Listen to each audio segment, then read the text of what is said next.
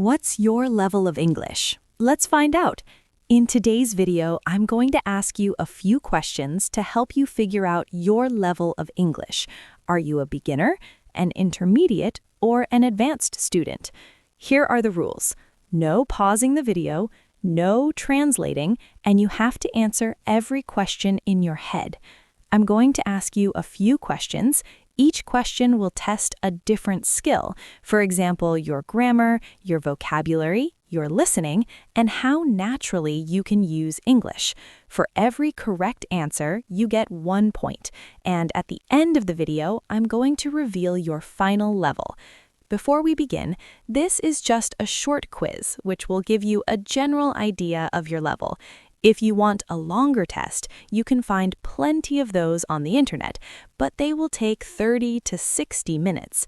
In the next few minutes, we're going to go through this quickly, and I'm going to give you a general idea of your English level. Ready? Here we go. Question 1. If I blank more time, I would learn English faster. Which is correct? If I had more time or if I will have more time? I'll give you 3 seconds to figure this out. The correct answer is if I had more time. If I had more time, I would learn English faster.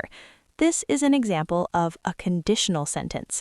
Conditional sentences normally begin with the word if. Let's go on to question number 2. Which sentence sounds natural? I am waiting you or I am waiting for you? The correct answer is I am waiting for you. After the verb to wait, we always need to use the preposition for. I am waiting for something. For you, for the train, for the bus. If you don't use the word for, people will still understand you, but you won't sound natural. So don't forget, you wait for something. Question number 3. Choose the best word. The meeting was blank because nobody prepared. A. The meeting was boring. B. The meeting was bored. C. The meeting was boringly. The correct answer is A. The meeting was boring. When something is boring, it makes you bored. When something is tiring, it makes you tired. When something is interesting, it makes you interested. This is a very common mistake. Now, let's move on to question number 4. I'm going to say a sentence out loud, but I'm not going to show it on the screen because I want to test your listening skills. I'm also going to speak quickly. Are you ready? Listen carefully. I don't know what you did last night. Could you understand what I said? I said, I don't know what you did last night. I don't know becomes I don't know. What you becomes whatcha. We also drop the t sound in last, so we don't say last night, we say last night. This is an example of connected speech, and this is how native speakers talk in daily conversation. Now, on to question number 5.